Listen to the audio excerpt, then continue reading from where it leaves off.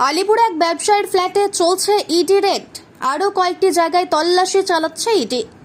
2021 সালে একটি বহুজাতিক সংস্থার আর্থিক তছরূপের মামলার তদন্তে ইডি। এই সংস্থার বিরুদ্ধে আগেই সিবিআই তদন্ত শুরু করেছে। এবার ইডি আর্থিক তছরূপের বিষয়টি তদন্ত করছে।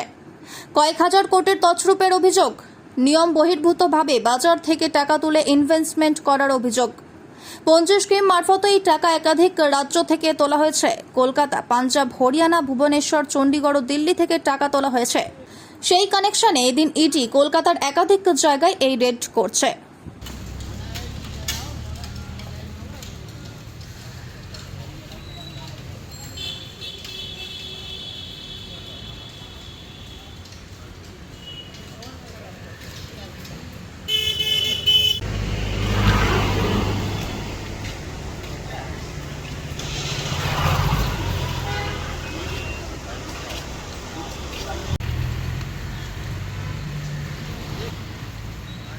খেলা তো রে, লাইন